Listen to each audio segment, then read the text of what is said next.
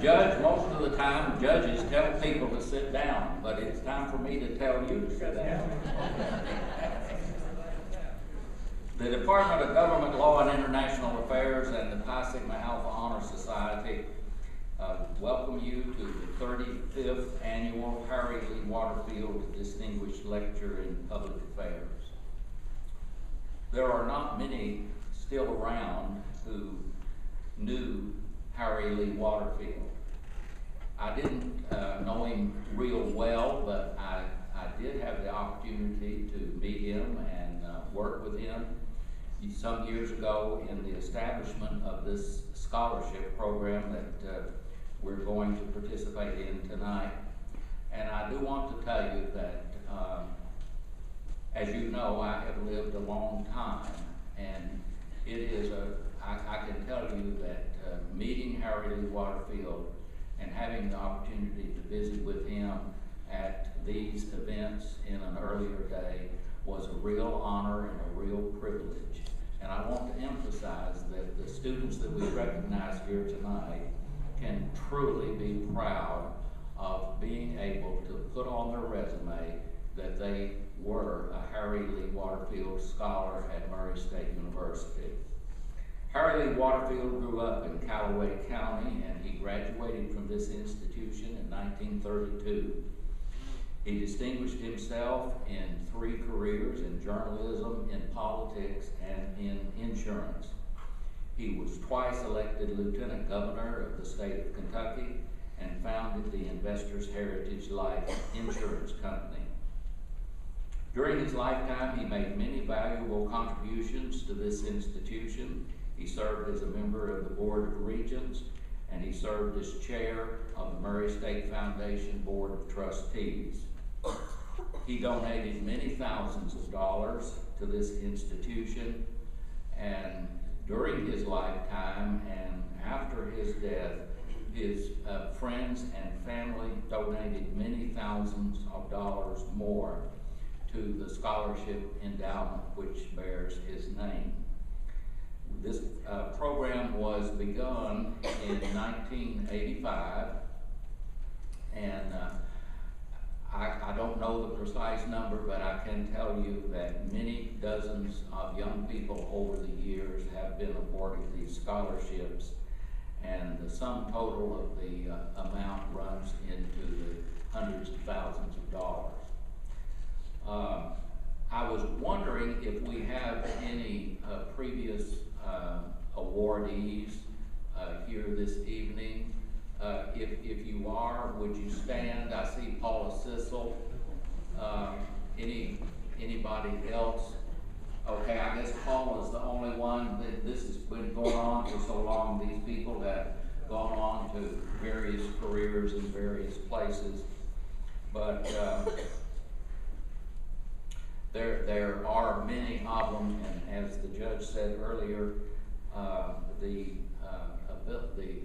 availability of scholarships like this is tremendously important to many, many young people.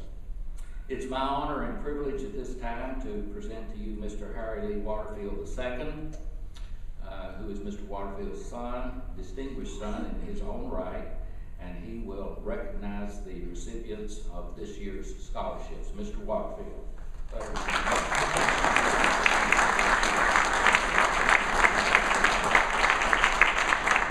Thank you, Dr. Rose. I appreciate that. Appreciate the comments you made about my dad. Judge Vinson, nice to have you here. I appreciate coming from Pensacola, Florida to speak to this group and take part in this lecture series that's had so many distinguished lecturers through the years. Winfred, I've got some of the information here. They always give me this. I'm surprised it's not tattered and torn, because they always give me the same sheet as I walk in the door to make comments on the scholarship history, very brief. And but for the young folks here, Dr. Rose said that my dad was born in Murray and grew up basically on this farm, played out here, what was then a farm, and I used to hear all those stories. And met my mother here. She was from Ballard County, and they went to school together here. Murray dropped the library science program in her senior year, so she ended up being a Western graduate in library science. And then they got married on her day. She graduated in Bowling Green. But West Kentucky and Murray is special to the Waterfield family. I'm native. I was born in Murray, grew up in Hickman County, and graduated from Hickman County High School. And I really love the Purchase area and all of West Kentucky. And that's one of the reasons I was glad to have a Tree County man doing the lecture tonight. So this scholarship program, I think the foundation was set up about 1983, I believe, and it was about 1987 that the first scholarships were given out, I think. That's not on this sheet, but I'm kind of going from memory. So it had to build up a little bit. And I'll just give you a little background on the scholarships. Scholarships are awarded each year to undergraduate, junior, and senior students majoring in political science, international affairs, or criminal justice, and graduate students pursuing a Master in Public Administration degree. Recipients must be full-time students, have and maintain at least a 3-point GPA, and desire to pursue a career in public affairs. From the program's inception, including this year's recipients, 237 scholarships have been awarded for a total of $420,212. And you recognize the fact that friends also had contributed to this foundation, and I'm glad you did that, because particularly after my father's death in '88, a lot of friends contributed money to this, so it's not just my father or in my family doing this. A lot of people have put money into this program, particularly, as I said, at his death in '88. This year's recipients, we have 5, and if you'll come up one at a time, I've got a certificate for you, and a little outline on my dad's background. First, Gregory Brune, majored in political science from Louisville, Kentucky.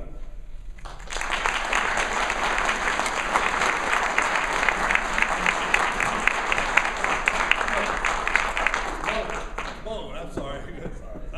When I saw you introduced downstairs for an award, I was going to ask you for a Hickman County bone, because there was a Hickman County bones when I was growing up down there. So I know you're from Louisville, that's right, but I thought you might have some. I'm always looking for something down Hickman County.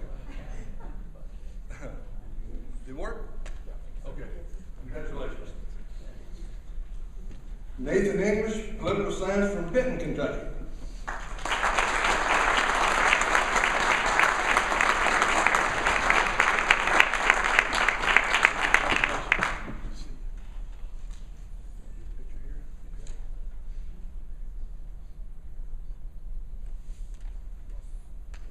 Don't blink, you don't know, is it? Jennifer Marks, political science, Madisonville, Kentucky.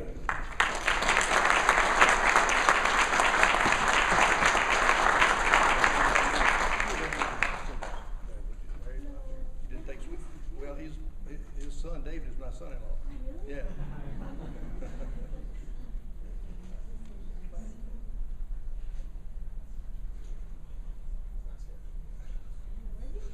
Yeah. Okay. Congratulations. Thank you. She's from Madisonville. I asked her if she knew Larry Knopfsinger or Gene Knopfsinger. They were teachers in Madisonville, and Larry taught everybody in Hopkins County to swim, and he's a big recruiter for Kentucky Western. He's always competing against us down here. So, Elizabeth Owen, criminal justice, Martin, Tennessee.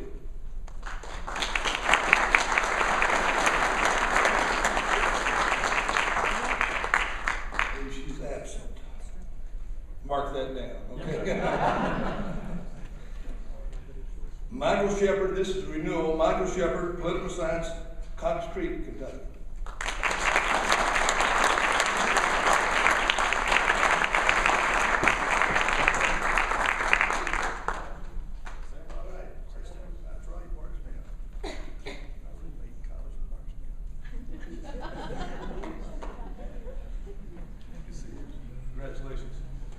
Congratulations to you 5, and best of luck to you next year.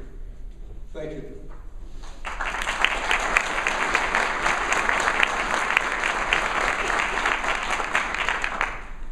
Well, it's my privilege our keynote speaker tonight, Judge Roger Vinson, who is a senior judge from the United States District Court for the Northern District of Florida, out of Pensacola, Florida. Just a little bit of background I think you need to know about Judge Vinson to understand what the import of what you'll hear tonight. First of all, he was born in Cadiz, Kentucky, graduated from Trigg County High School, was like many of you out there now, was a Murray State student the summer after he graduated from from high school, because he was going to UK and he was president of the Future Farmers of America for Kentucky, and he knew he would travel a lot, so he was trying to get some hours in so he wouldn't have to take his full load at UK. So he took 8 hours here that summer after he graduated from high school. Then he went to UK, eventually got an appointment to the Naval Academy where he graduated in 1962 with an engineering degree. He was a P-3 Orion anti-submarine warfare pilot, those big 4-engine patrol planes. He flew those for 6 years, left the Navy, resigned his commission in 1968, and went to Vanderbilt Law School, where he graduated in 1971 with his law degree. Moved back to Pensacola, where he'd been a Navy pilot, and practiced privately for 12 years until 1983 when President Reagan tapped him to be a United States District Judge for the Northern District of Florida. He's held that position since, currently in a senior status. I encourage you after this, look at Wikipedia at his entry at some of the cases that they'll list that he's heard over the last 20-some years. Some amazing cases that he's dealt with. And something you may not know about Judge Vinson, he is a member currently of the Foreign Intelligence Surveillance Act Court, or FISA Court. It's a top secret court that meets in Washington, I think at the State Department. And they're the ones that issue the warrants for counterterrorism and counterintelligence operations, like Aldridge family spy, the Walker family spy, Aldridge Ames, any terrorism cases. They don't just pick anybody to be on that court. That's quite an honor. And then last but not least, in 2010, he was tapped to hear, at random, Florida et al. Versus United States Department of Health and Human Services, which is the case you've heard about in which the Federal Healthcare Reform Act was found unconstitutional. The challenge by the 26 state attorney generals was heard by Judge Vinson. And that case is on the way to the United States Supreme Court, I would imagine. So Judge Vinson is actually, when I was in the Marine Corps, what you would call at the point or the tip of the spear legally for American law in the 21st century. So I think it'll be an interesting talk tonight, although he will not talk about that case. And don't ask him any questions because it's on appeal and he can't talk about that pending case. But anyway, I give you Honorable Judge Roger Vinson.